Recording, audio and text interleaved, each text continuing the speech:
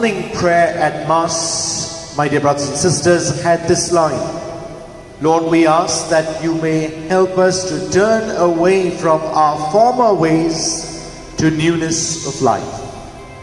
An acknowledgement of the fact that each one of us is a sinner and therefore in need of God's grace, mercy, compassion, and forgiveness.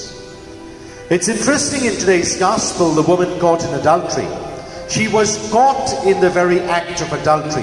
I'm trying to figure out what were those men doing, all standing outside the house and watching through the window as though they had no other work to do. But yet, we can see Jesus' very calm and composed reaction. Let he who has not sinned be the first to throw a stone at this woman.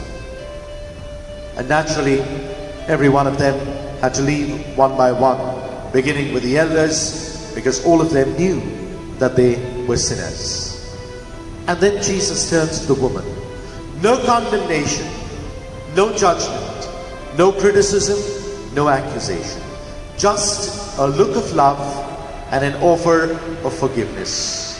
And then Jesus goes on to tell her, go and sin no more.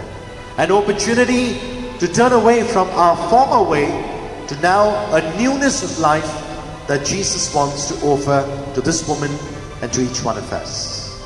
There'll be moments in our own lives, my dear brothers and sisters, when there will be this encounter with Jesus, and that becomes the turning point in our lives, where Jesus recognizes the fact that all of us are sinners, but he waits with open arms to offer us reconciliation, to give us his grace, to offer us his forgiveness, so that we can leave behind a past and start afresh.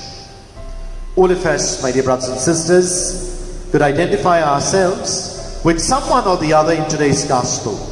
Either perhaps the ones who are constantly accusing others of doing wrong, of committing faults, and perhaps are sinners. Or maybe we could be the one like Jesus, offering forgiveness to others, compassion, a look of love.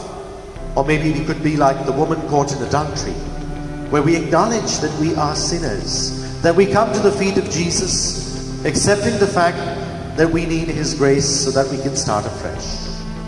I pray that each one of us in these last few days to the run-up to Holy Week may truly be able to use opportunities that we have to the sacrament of reconciliation as and where this is possible, so that not only can we acknowledge before God in all humility that we are sinners, but be open to receiving his grace and forgiveness.